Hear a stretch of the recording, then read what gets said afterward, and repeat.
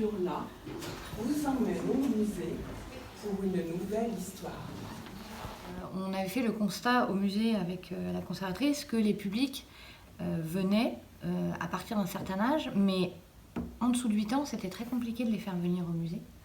Donc, ce qu'on s'est dit, il faut que venir au musée, ce soit comme aller à la piscine ou aller à la médiathèque. Il faut vraiment que ça devienne une habitude, un lieu où on a envie d'aller, un lieu où on s'amuse, un lieu ludique.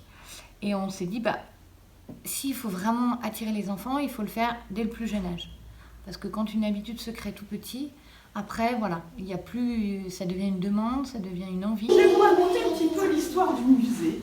Je vais vous montrer des tableaux, je vais vous faire voyager. Les enfants, à cet âge-là, aiment qu'on leur raconte des histoires.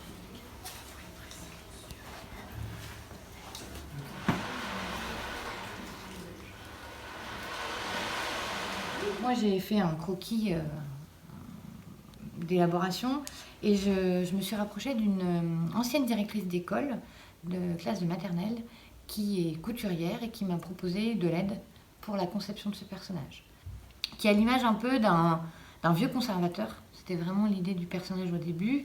C'est lui, Yanis. Tu le vois, Monsieur Pic-Pic? C'est lui, c'est Monsieur Pic-Pic, c'est le directeur du musée. C'était très simple parce que c'est un public qui n'a pas besoin de choses très compliquées. Madame Pic-Pic, dans le scénario de base, elle n'a pas de nom, c'est Madame Pic-Pic. Sa fille n'a pas de nom non plus, c'est la fille de Madame Pic-Pic. Alors après, en fonction des médiateurs qui racontent cette histoire, chacun va s'approprier l'histoire de base et y ajouter son grain de sel. Ah. Oh, tiens, Elia, est-ce que tu veux bien venir danser avec moi? Allez, debout, viens danser. Tiens, tu tiens mes petites pattes. Voilà, et on tourne. Bravo. Merci, Elia. Que le médiateur soit vraiment à l'aise avec l'histoire. Voilà.